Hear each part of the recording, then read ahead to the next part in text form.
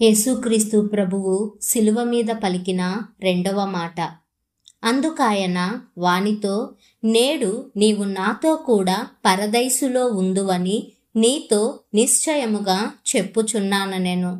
లూకా సువార్త 23వ అధ్యాయము 43వ వచనము. ఇది విన్నపము. ప్రభువైన యేసు శిలువపై పలికిన రెండవ మాట ఒక నేరస్తుడు చేసిన విన్నపానికి జవాబుగా చెప్పబడింది.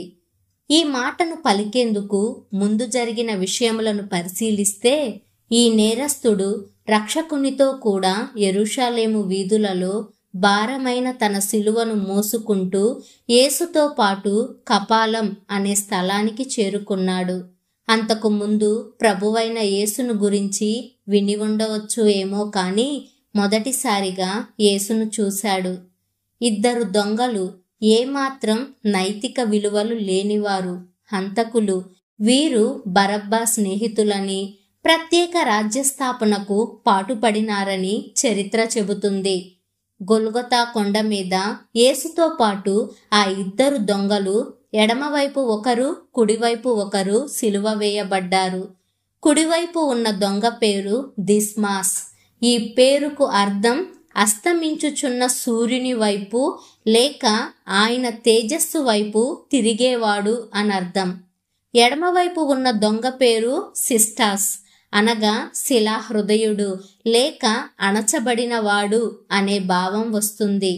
యెషయా గ్రంథం 53వ అధ్యాయం 12వ వచనములో లేఖనము సెలవిస్తున్నట్లు, అతిక్రమము చేయువారిలో ఎంచబడిన వాడాయను అనే వాక్య నెరవేర్పు ప్రకారం ఈ రీతిగా జరిగింది. ఆ మార్గమున వెళ్లేవారు, శాస్త్రులు, మత పెద్దలు ఆయనను ద్వేషిస్తూ దూషిస్తున్నారు. సైనికులు అపహాస్యం చేస్తూ ఆయన దుస్తుల కొరకు చీట్లు వేసుకుంటున్న సమయంలో ఎడమవైపు దొంగ యేసుక్రీస్తు వైపు తిరిగి, నీవు క్రీస్తువు కదా, నిన్ను నీవు రక్షించుకొనుము, మమ్మును కూడా రక్షించుమని చెప్పెను. అప్పుడు కుడివైపు ఉన్న దొంగ వానిని గద్దించి, నీవు దేవునికి భయపడవా? మనకైతే ఇది న్యాయము, పాపము చేసిన దానికి ప్రతిఫలము అనుభవిస్తున్నామని. ఈయన ఏ తప్పిదము చేయలేదని చెప్పాడు. పరిశుద్ధాత్మ దేవుడు ఆ దొంగకు తాను పాపిననే గ్రహింపును ఇవ్వడం వల్ల ఆ దొంగ సత్యాన్ని గ్రహించి యేసు అని పిలిచి, నీవు నీ రాజ్యములోనికి వచ్చునప్పుడు నన్ను జ్ఞాపకము చేసుకొనుము అని అతను పలికిన ఆక్రందన యేసు నన్ను రక్షించులో ఆయనకు రక్షకుడిగా విశ్వసిస్తున్నట్లు ఉన్నది. ఇతని పశ్చాత్తాప ప్రార్థన విని ప్రభు శిలువ మీద వేదన అనుభవిస్తూ కూడా ఆ ఆత్మను మరణము నుండి విమోచించి నేరస్తునితో, నేడు నీవు నాతో కూడా పరదైసులో ఉందువని నిశ్చయముగా నీతో చెప్పుచున్నానెను. ఇది ఒక ఖచ్చితమైన హామీ.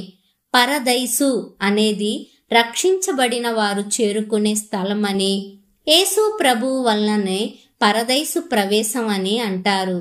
పరదైసు అనే పదము పారసిక భాష పదమని, పరదైసు అనగా ఓ అందమైన పూలతోటని, ఉద్యానవనమని, దానిలో ఎవరూ ప్రవేశించకుండా తను ఇష్టపడు వారిని మాత్రమే ప్రవేశింపచేయు స్థలమని కూడా అంటారు. పశ్చాత్తాపం చెందితే మనము ఆయనతో కూడా పరదైసులో ఉంటాము. ఆ మధుర సమయం కొరకు ఆశతో నిరీక్షణ కలిగి ఉందాం.